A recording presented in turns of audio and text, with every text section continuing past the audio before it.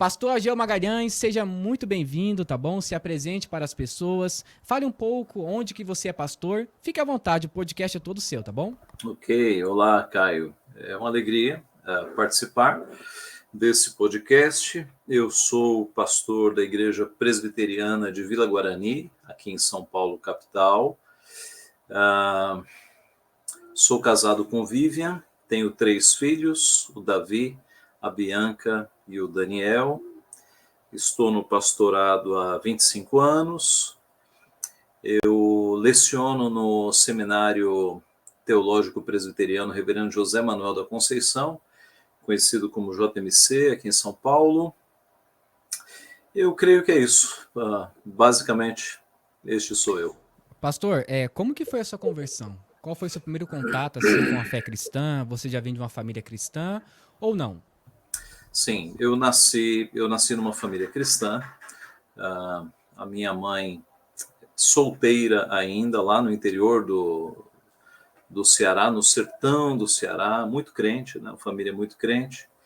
E a minha mãe, ainda solteira, sonhava em ter um filho que fosse pastor. E Deus cumpriu esse sonho dela. Ela se casou, veio para São Paulo, e eu nasci com essa expectativa, né, da família dela especialmente. Mas ali pelos 13 anos, foi lendo um pastor pentecostal, David Wilkerson, a Cruz e o Punhal, que de fato Deus me chamou para o ministério, né? Então eu fui impactado com aquela leitura, e ali o que era o desejo da minha mãe tornou-se o meu desejo com toda a força possível. E a partir dos 13 anos eu comecei a sonhar com o pastorado, mais com missões, né? Embora Deus não me conduziu às missões, Deus me conduziu ao pastorado local, mas foi ali que nasceu, lendo um irmão pentecostal, David Wilkerson.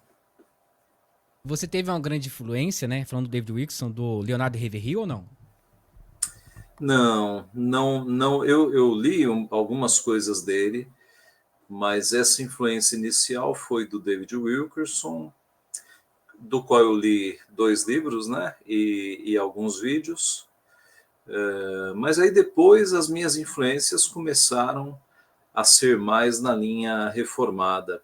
Eu me lembro que a primeira leitura reformada que eu fiz, quando eu, adolescente, disse para o meu pastor que queria ir para o seminário, ele me passou o livro do Spurgeon, como se chama? Aquele do chamado... daqui a pouco eu lembro o título exato. Assim, lembrei. Lições aos meus alunos, que são 3 volumes, e tem um capítulo que é sobre o chamado pastoral. Então foi minha primeira leitura teológica, foi Charles Spurgeon, e eu fiquei bastante impressionado com a profundidade, com a piedade. E aí, a partir daí, as leituras foram mais na linha reformada, né? Tanto batistas quanto presbiterianos e congregacionais, alguns anglicanos. Muito bom. Pastor, vamos agora começar com aquelas perguntinhas que são importantes e Aham. muitas pessoas às vezes não entendem nem compreendem por que que essas perguntas são importantes para os nossos dias atuais, né? Uma das coisas que estão aí em voga, né, em muitas igrejas evangélicas, é a teologia do coach, né? Eu queria saber a sua opinião sobre o perigo desse tipo de teologia nos nossos púlpitos. Uhum, uhum. Então, é perigoso porque é mais uma coisa que não foi criada nas escrituras entrando na igreja. É sempre perigoso quando os crentes trazem coisas do mundo, coisas do século, para a igreja. A igreja ela deve ser composta de ideias que surjam e emanem das próprias escrituras. Então, a ideia do coach, que se popularizou aí pelo mundo, com vídeos muito engraçados às vezes, né? Vídeos até ridículos, de coaches, influenciadores, tentando fazer as pessoas acreditarem em si mesmos e levantar de manhã e na frente do espelho dizer você é um vencedor, você é um vencedor. Essas coisas, né, do movimento dos coaches, elas acabaram entrando na igreja, e você tem alguns pastores indo nessa linha. Por que é perigoso? Porque a ideia do coach sempre foi fazer pessoas vitoriosas. E o caminho do evangelho não é o caminho da coroa, é o caminho da cruz, né? É a teologia da cruz antes da teologia da coroa. Então, e o que é a teologia da cruz? Ora, quem quiser me seguir, a si mesmo se negue, tome a sua cruz e siga-me. Cristo não nos convida para o sucesso. Cristo não nos convida para sermos vencedores. Não nessa vida. Nós sabemos que somos mais que vencedores, mas a nossa vitória não está nessa vida. A nossa vitória está no porvir, na eternidade. Então Cristo nos chama para morrer. E isso é o oposto do coach. É o oposto. A teologia do coach é um chamado para a pessoa vencer nesta vida, ser um grande empresário, ter dinheiro. E isso é oposto ao evangelho. Né? Isso é oposto ao evangelho. Cristo disse para o jovem rico, vende os teus bens e dá aos pobres. Então, isso é o oposto do coach. Então, é uma pregação contrária ao evangelho. Né? Contrária. Cristo nos chama para viver e morrer por ele, não para ter sucesso material, sucesso neste mundo. Pastor, por que será então que muitas igrejas estão assim cheias de pessoas que estão interessadas nesse tipo de teologia? Por que esse evangelho, né, que nós conhecemos, o evangelho bíblico, ficou tão para trás? Por que esse novo evangelho mais doce se tornou tão atraente para as pessoas? Olha, eu diria que não há nada de novo embaixo do sol, né? A palavra de Deus nos diz isso. Então, eu entendo que quando o evangelho era mais puro, ele era menor e ele tinha mais rejeição do mundo. A partir do momento em que começaram a adocicar o evangelho e começaram a mesclá-lo com coisas do mundo para que ficasse mais atrativo, naturalmente, aqueles que antes rejeitavam o evangelho começaram a vir, mas não por causa do evangelho, por causa das bênçãos prometidas. Né? Esse foi o caminho da teologia da prosperidade. Então, como John Piper diz num sermão, né, as pessoas não vieram atrás de Deus, mas vieram atrás das bênçãos deste Deus, o que é muito diferente. E aí você tem um monte de igrejas surgindo aí nos anos 80, anos 90 do século passado, prometendo prosperidade. Né? Você foi feito, diziam eles, não para ser cauda, mas para ser cabeça. Você é filho de um rei, então você tem que viver como príncipe. E imagine, as pessoas gostam muito disso, né? Quem é que não quer ficar rico? Quem é que não quer ter muitos bens? Então, a população brasileira gostou muito disso. E as pessoas vieram não para seguir a Cristo, mas para conseguir as bênçãos. E muitos ficaram frustrados, porque o evangelho não é isso. Né? O pastor, irmão nosso, Paulo Romero, escreveu justamente um livro sobre esta frustração, acho que é Decepcionados com a Graça, de pessoas que vieram acreditando que ser crente era ter dinheiro, etc, etc. E essas promessas não foram cumpridas, porque Cristo nunca prometeu isso. Tá? Então, eu acho que hoje o que nós chamamos de mundo evangélico, ele está bastante inchado, inflado, com muitas igrejas que não estão pregando o evangelho. Tá? A coisa boa, Caio, é que muitos que estão nessas igrejas estão querendo alimento mais sólido e eles têm vindo para igrejas mais sérias, né? Igrejas e denominações que têm exposto a palavra. Nós temos recebido nas nossas igrejas muita gente que era neopentecostal, entrou pela teologia da prosperidade, Deus os converteu lá, louvado seja Deus por isso. E agora eles estão precisando, estão com sede da palavra. E eles encontraram isso nas igrejas mais sérias. Né? Então, Deus, pela providência, reverteu esse quadro, eu creio. Pastor, eu como futuro historiador gosto muito de ler histórias por aí, saber como funciona cada país Ah, e eu vejo que cada país, com o tempo, com a propagação do evangelho, mudou algum aspecto sobre religião. Então, o que se entende, parece, tá? Né, é uma ideia minha, é que quanto mais pobre for o país, mais a teologia da prosperidade cresce, porque É. aumenta a ideia de buscar a Deus por meio de uma fé mística para conseguir aquilo que não tem, né? Então se Aham, torna aham, um escape. Então se eu não aham, tenho, aham. eu procuro o Deus que dá, mas não é o Isso. Deus bíblico. Você É. pensa mais ou menos assim ou Sim, não? faz todo sentido. É uma ideia de oferta e demanda, né? É como se fosse um mercado.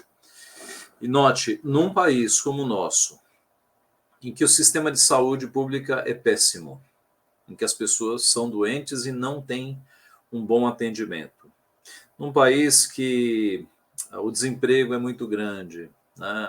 As condições financeiras são difíceis para 90% da população, num país que muitos não têm perspectiva de nunca ter uma casa própria, aí a teologia da prosperidade ela seguiu as leis de oferta e demanda, né? Vamos oferecer cura para um povo doente, vamos oferecer dinheiro para um povo pobre, vamos oferecer condições de vida reais para pessoas que vivem na miséria, né? Então, de fato, dá para analisar como um fenômeno sociológico. E alguns pastores fizeram isso, né? Já escreveram artigos, inclusive. Muito bom. Ageu, quais são, então, agora, fazendo uma extensão sobre essas doutrinas que estão sendo disseminadas na igreja evangélica, quais são as consequências do liberalismo nas doutrinas bíblicas? Porque hoje você tem o pastor que é mais conservador e você tem um pastor que é mais liberal, né? Qual o perigo de um pastor liberal liderando uma igreja evangélica? Tá. Bom, é bom a gente definir bem aqui os termos, né, para não cometer injustiça. Então, quando a gente fala em liberalismo, a gente está pensando num movimento teológico que, que é fruto do racionalismo, do iluminismo, né, que não acredita em milagre, que não acredita, trazendo para a teologia, que Gênesis 1, 2 e 3 são narrativas, entendem os liberais que a serpente nunca falou, né?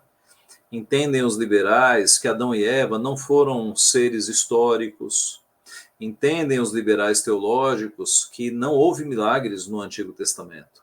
Tá? Uma vez eu li um liberal afirmando que o fenômeno da sarça ardente ali não tinha sido milagre nenhum, porque em Israel ocorre combustão espontânea em sarsas, né? Não é o Bultmann, né? Não, não foi. Foi um mais recente. Tá. Foi um mais recente. Mas ele dizia que ocorrem combustões espontâneas lá naquele clima seco do deserto, sarsas pegam fogo, que não é mentira, é real, e que embaixo da sarça havia uma tubulação de gás natural, e é por isso que o fogo se mantinha.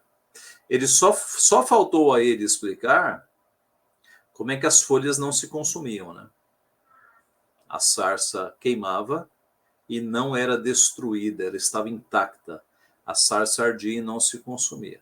Então, os liberais teológicos, eles vão negar milagres. Eles vão negar também o nascimento virginal de Cristo, porque virgem não dá à luz, eles vão negar isso. Eles vão negar a ressurreição de Cristo, eles vão negar a volta de Cristo.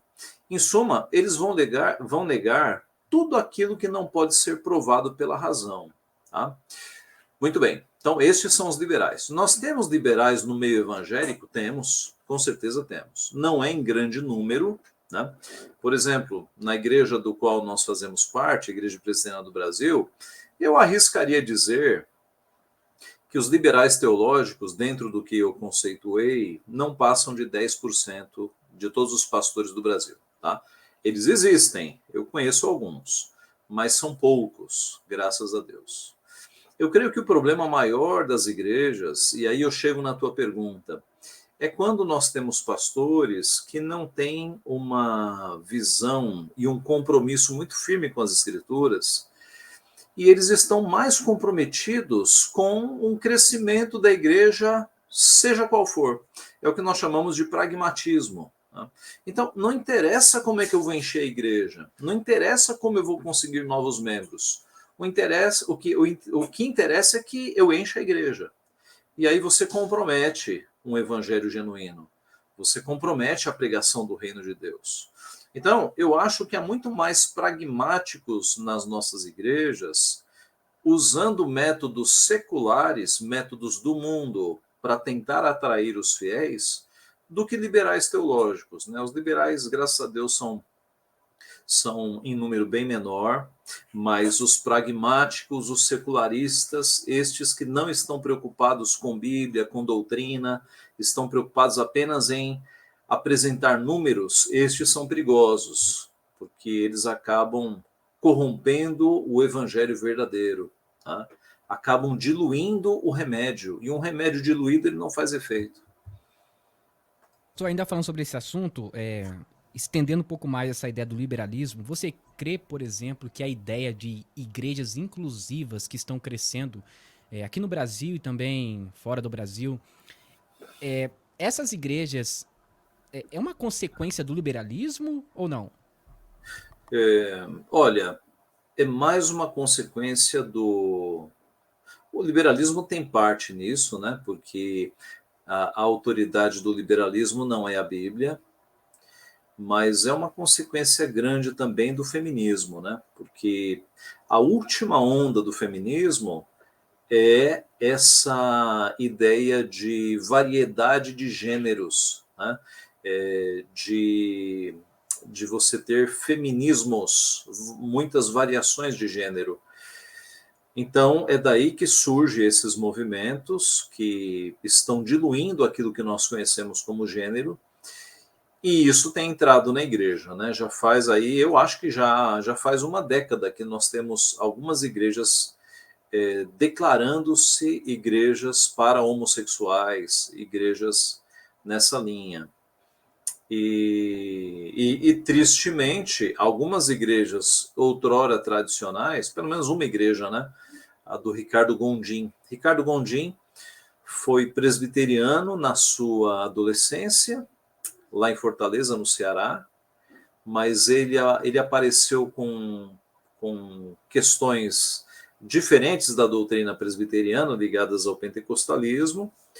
Ele saiu da igreja presbiteriana e foi para a Assembleia, depois Bethesda, e ele ficou bastante conhecido na Bethesda, até que ali pelos anos 90, se não me falha a memória, ele embarcou na teologia chamada teísmo aberto, que é aquela teologia que diz que Deus não conhece o futuro, Deus não é onisciente. Tá?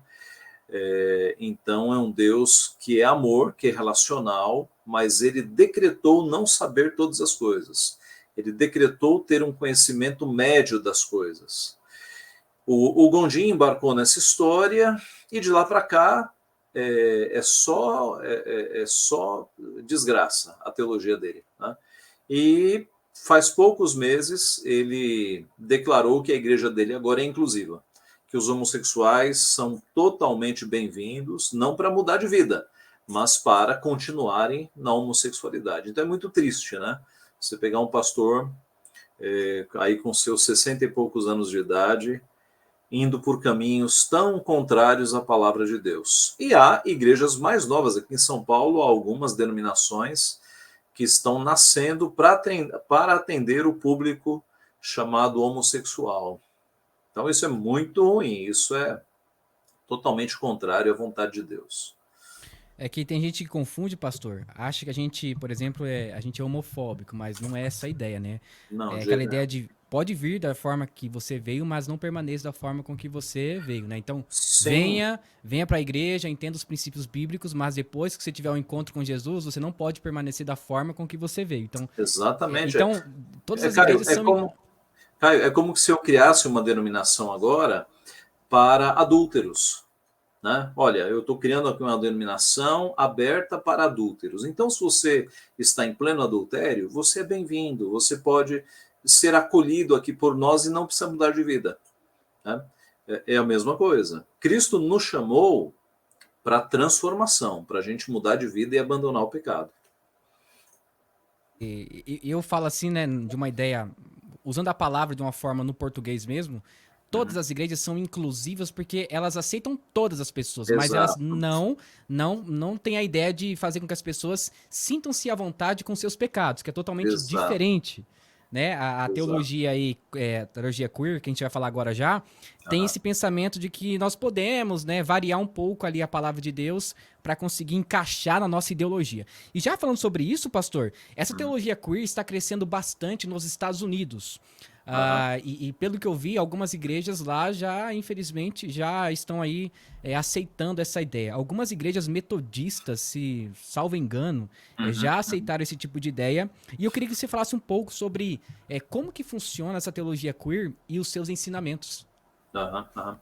Então, é nessa linha que a gente está conversando mesmo, né? É a ideia de que você não pode discriminar pessoas que se identificam fora dos gêneros, né? Ou com gêneros fluidos, ou tem alguma outra denominação ou designação dentro daquelas letras lá, LGBTQ+,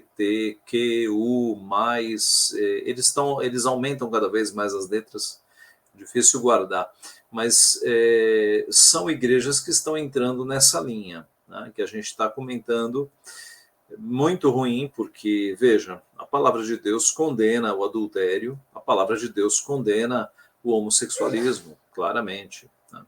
E Cristo nos chama para a transformação. Quando levaram uma mulher adúltera para Cristo, era uma armadilha, né? Os fariseus queriam pegar Jesus, na verdade. Jesus saiu da armadilha como mestre, mas ele disse à mulher: vai, não peques mais. Vai, não peques mais. Jesus não passou a mão na cabeça da mulher, da oprimida, né? Como chamariam hoje. Ele disse: vai, não peques mais.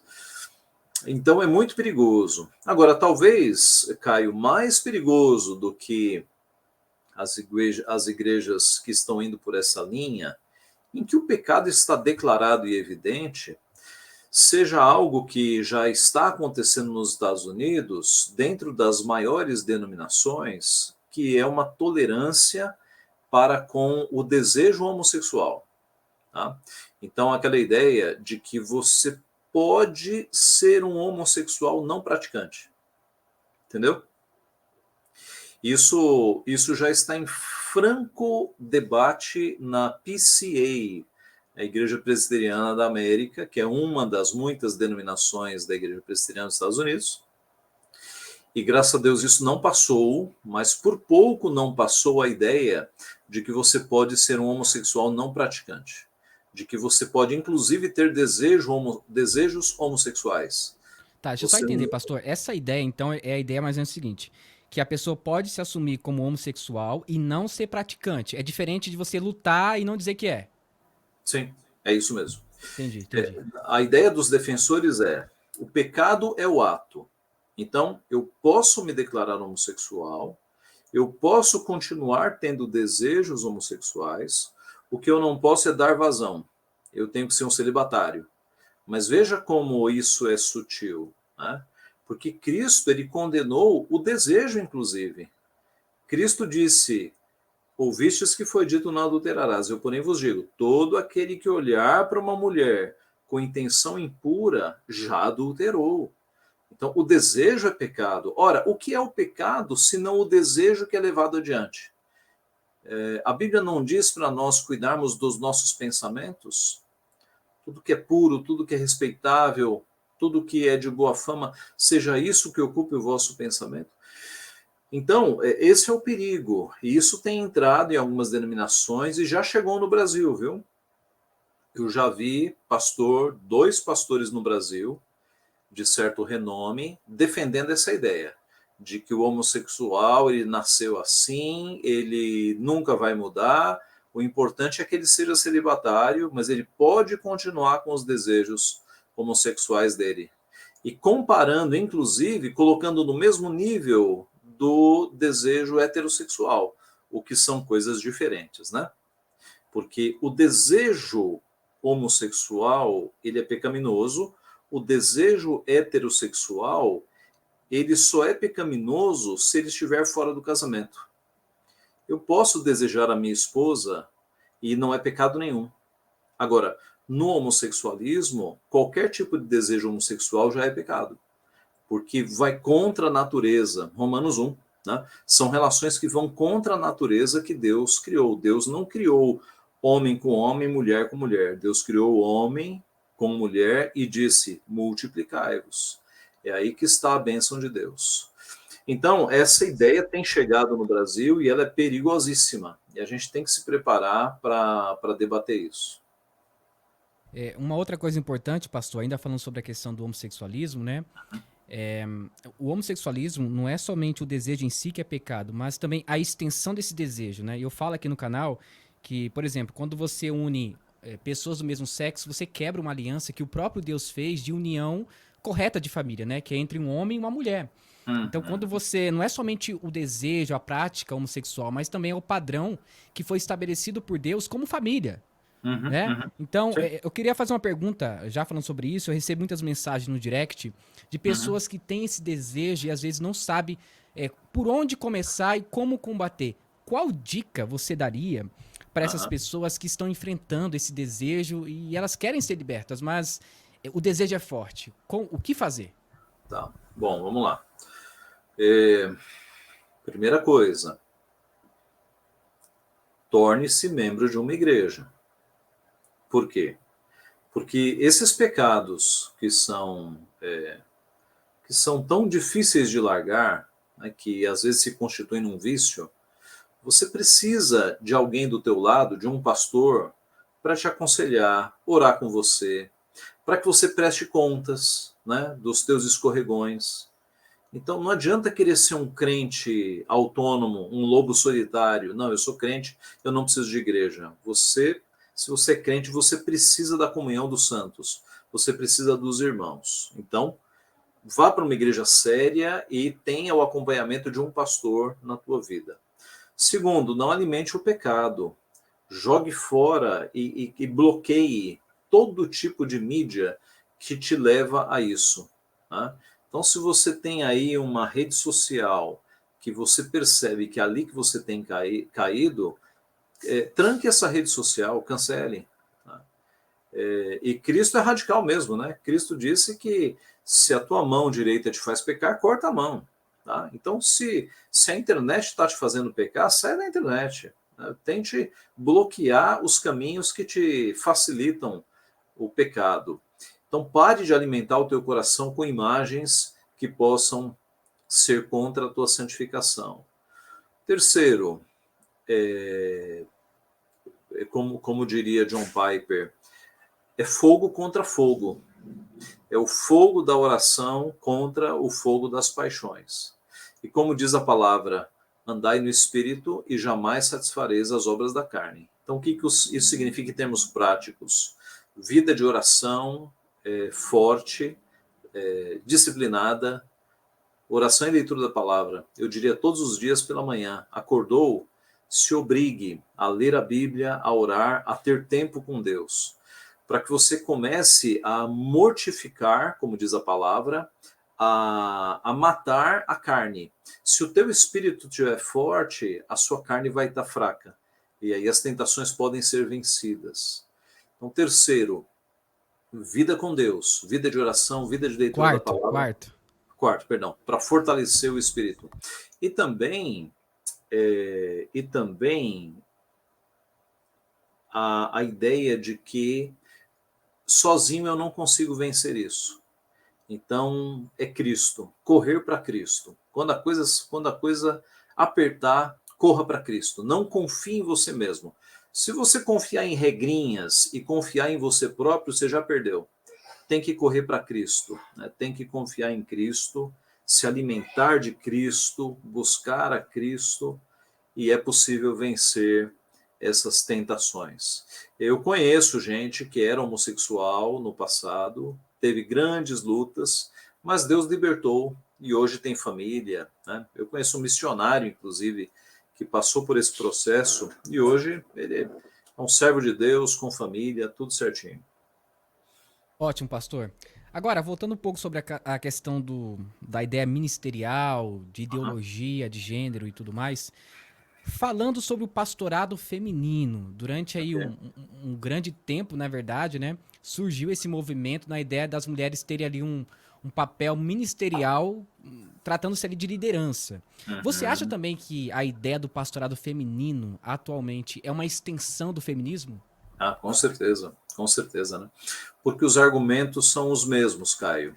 Os argumentos são assim: olha, no passado a mulher não tinha espaço, e agora a mulher tem muito espaço na sociedade, logo, ela pode ter espaço também como pastora na igreja. Mas qual é o problema desse pensamento? É que a palavra de Deus não muda, e há algumas coisas que são estruturais. De fato, o mundo avança, né, numa perspectiva aí de tecnologia, de inventos, mas o ser humano é o mesmo. Né? A estrutura do homem e da mulher são as mesmas. Há uma série de ocupações que a mulher não vai fazer. Não vai fazer. Quem está limpando fossa, quem está construindo sistemas de esgoto são homens. Quem está fazendo reparos em circuitos de alta tensão são os homens. Né? No nível mais simples, eu digo para as irmãs da igreja: 4 horas da manhã você ouve um barulho no quintal, mulher. O que você faz? Você põe a roupa e vai lá fora resolver? Ou você cutuca o teu marido? Né? Ó, bem, ouvi um barulho. E assim, então, embora os tempos mudaram, o homem e a mulher ainda são os mesmos. O homem, aos olhos de Deus, continua sendo cabeça. Deus colocou ele nesta função. E a mulher continua sendo auxiliadora. E nenhuma mulher gosta de ser cabeça. Algumas mulheres são obrigadas a tentar ser cabeça porque os maridos são omissos. Né? O marido não faz nada, alguém tem que fazer alguma coisa, aí as mulheres assumem, como Débora fez, né? Como Débora fez lá atrás. Mas o que pode perguntar para qualquer mulher. A mulher gostaria de ser protegida, gostaria de ser amparada, gostaria de fato de ser cuidada por um homem mais forte. As nossas filhas são tratadas assim enquanto elas têm pai, né? E quando elas vão se casar, é o pai que entrega na mão do noivo, para que o noivo, daqui a pouco o marido, ele faça a mesma coisa. Ele proteja, ele cuide, ele seja o provedor do lar. Tá? Então, Deus fez a mulher para ser auxiliadora. Deus não fez a mulher para ser cabeça. E é muito estranho, né? E agora, entrando no pastorado bíblico, nós não temos base bíblica para a mulher ser pastora, de jeito nenhum. Na Bíblia, Deus sempre Poxa, colocou o pastor, cabelo mas Raquel era pastora. de ovelhas, né? Ser pastor de ovelhas pode.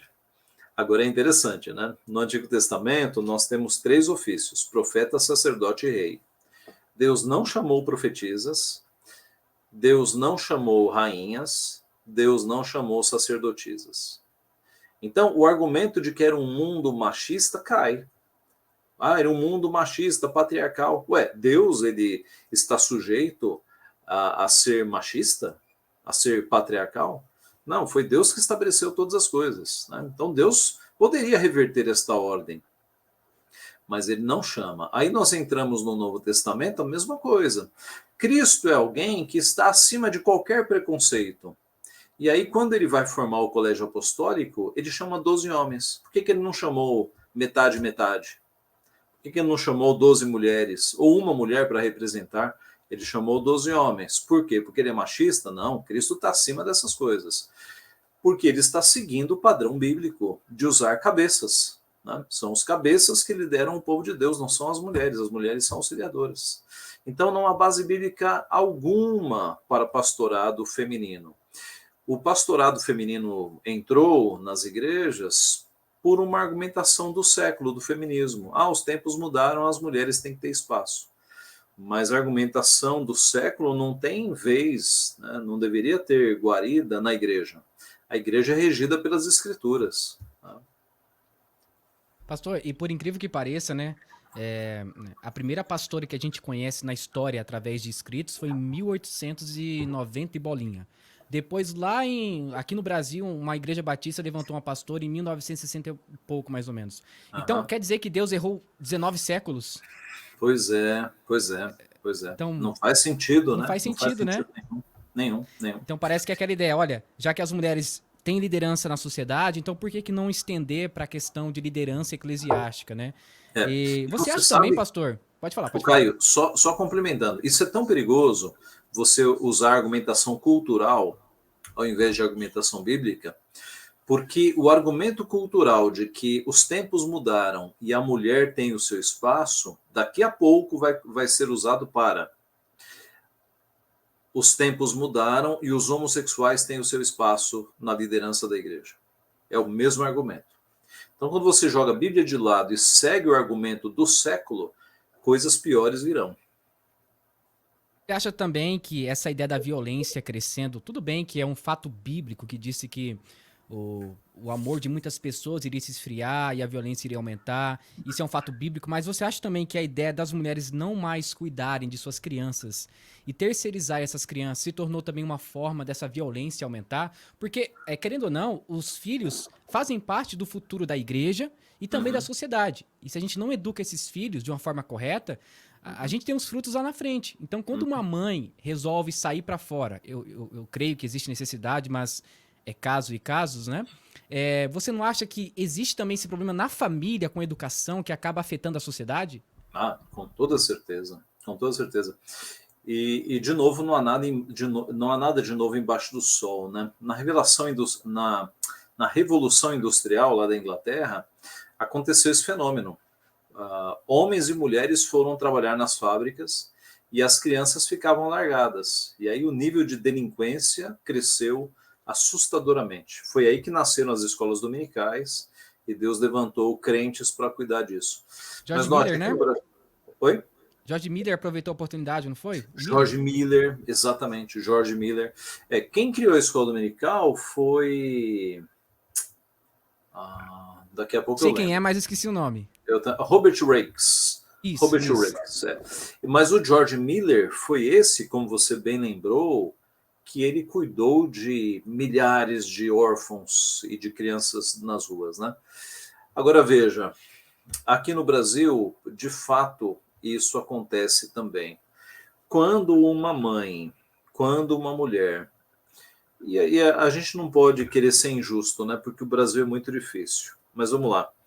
Quando uma mãe, ela mesmo tendo condições de viver em casa para cuidar dos seus filhos, ela abre mão e coloca os filhos numa creche e aí vai dedicar-se à sua carreira, e esse filho vai ser criado por creches, vai ficar em casa, longe da mãe, longe do pai, a tendência desse menino dar em algo que não é bom é muito grande, é muito grande. Tá? Então a gente sempre incentiva os casais da igreja a se programarem para quando chegar a gravidez, a mulher focar na educação dos filhos, porque isso faz toda a diferença, toda a diferença. Então, não há dúvida de que há conexão. Né? Essa busca por bens materiais que fazem com que mulheres priorizem as suas carreiras ao invés dos filhos, tem gerado filhos que não foram bem educados, né? Que não tiveram a proximidade com os pais e que vão seguir o curso dos pais, né? Vão achar que o mais importante é o dinheiro mesmo, a família não tem importância. Você sabe, Caio, eu tenho confirmado isso cada vez mais. A maioria dos homens que têm problemas no casamento, eles não tiveram referenciais paternos bons. Isso é um ciclo, né? Não é uma maldição hereditária, porque Cristo rompeu todas as maldições, mas é algo observável. Problemas, homens que não conseguem cuidar bem de um casamento, geralmente são fruto de pais que também não cuidaram bem da sua própria família. Então, o alerta para os novos casais é esse: cuide bem dos seus filhos, tenha uma família saudável, porque se você não tiver, a chance do teu filho repetir o erro é muito grande. Pastor, e eu vou mais além ainda. Eu estava lendo um livro da Simone de Beauvoir, que foi uma das pioneiras do feminismo. Aham. Ela diz o seguinte: olha, a mulher, quando ela nasce, ela não é mulher. Ela se torna uma mulher. Ou seja, aquela ideia da essência da mulher fazer por onde, agir na sociedade para tornar-se uma mulher. Então, Uhum. essa ideia da mulher nascer e ser uma mulher, como a Bíblia diz, criou Deus, Deus criou homem e mulher, quebra no feminismo. Você tem que se tornar um homem, você tem que se tornar uma mulher. E ela vai É. contra essa ideia patriarcal completamente. Inclusive, ela não apoiava nem o casamento. O casamento para ela era uma coisa assim ridícula, né? Uhum. Uhum. É uma Pastor, construção social, né? É uma isso, construção apenas. isso. Para Agora, ela, isso é tão facilmente refutado. Tá? Você já é casado, Caio? tô casado e minha esposa tá. Daqui 2 meses chega uma criança aí. É o primeiro filho? É, primeiro Ah, filho. queira Deus você tenha muitos filhos. É, e veja, eu tenho dois meninos e uma menina.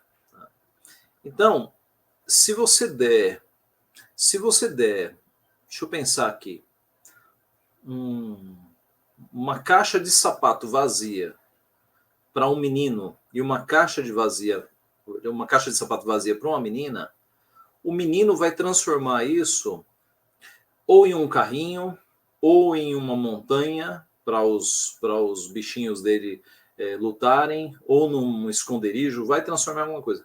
A menina vai transformar num berço, numa casinha. Então, olha, isso é visível para quem tem filho e filha. Não é uma construção social. A menina pega uma boneca e já coloca no colo para ninar.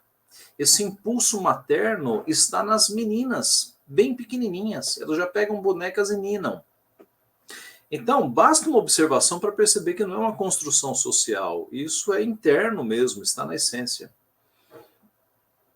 Ótimo. Gente, a gente não tá falando de Freud, tá? Pelo amor de Deus, nada a ver com Freud, tá bom? A ideia é a ideia bíblica, de essência da Sim, mulher, sim. que Deus coloca ali na mulher a feminilidade e no homem também, tá? Para que eles possam crescer e povoem a terra. A nossa ideia é Uhum. exatamente essa, tá bom? Pastor, estamos chegando no final, mas eu tenho uma última pergunta. Você, como é um ótimo expositor da palavra de Deus, é professor também, por que, Ageu, em nosso meio tá tendo essa escassez de teologia em nossos púlpitos, essa pregação expositiva sobre realmente quem é Deus, expor o texto de uma forma bíblica? Por que que os pregadores hoje em dia, é claro, eu não estou falando de uma forma geral, algumas igrejas, por Não. que que essas igrejas perderam essa essência de pregar de uma forma bíblica? Uhum, uhum. Olha, eu acho que são vários motivos, né? Desde uma formação fraca para pastores. A gente sabe que com a quantidade de denominações evangélicas que existem, nem todos aqueles que se dizem pastores receberam uma formação adequada. Tá?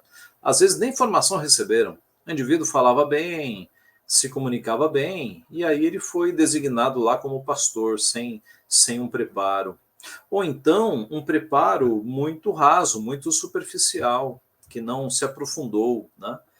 Então acho que passa pela formação dos pastores, passa também por um processo de, vou usar essa palavra, de emburrecimento da sociedade brasileira. A sociedade brasileira como um todo, eu acho que é um fenômeno mundial isso, viu? Passa por um período de emborrecimento.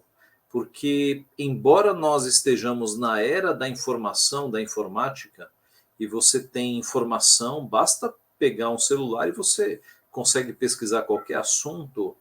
Nunca uma geração foi tão burra, foi tão sem capacidade de compreender as coisas, de fazer uma análise, de concentrar-se, né, durante um bom período em cima de um livro. A gente está vendo gerações aí que, por causa dos shorts, né, dos vídeos curtos, a capacidade de concentração é cada vez menor. O Então, é chat um GPT processo. também, né? Pois é. Então, é um processo de emburrecimento. Por consequência, alguns pregadores que não trazem nenhuma profundidade, eles são bem vistos, né? Porque se aprofundar um pouquinho, o povo não acompanha. Então, esse é um grande desafio. Né? Agora, o que, que eu acho que é o caminho, então? O caminho seria pastores bem formados, com uma boa visão das Escrituras e uma boa visão do século também, para conseguir passar para os fiéis, numa linguagem simples, as profundezas das Escrituras. Nós temos alguns autores que fazem isso, né? Então, fora do Brasil, aquele pastor americano, o Sproul, ele fazia isso com muita habilidade, né? Pegar assuntos profundos e passar numa linguagem simples. Aqui no Brasil, eu diria que o reverendo Augusto Nicodemos é mestre em fazer isso. Ele pega assuntos difíceis e passa numa linguagem bem acessível. Eu acho que é o desafio para nós que pregamos a palavra. Aprofundarmos no texto bíblico e passarmos numa linguagem que o povo entenda. Eu perguntei isso porque recentemente, pastor, também eu tive um problema no meu canal, que a gente tem um canal apologético, então em defesa da fé. Então, quando alguém envia ali uma recomendação, a gente analisa para verificar se dá para fazer um vídeo ou não. Se for para denigrar a imagem de alguma pessoa, a gente não faz, porque não é o objetivo do canal. Entretanto, qual foi a nossa ideia?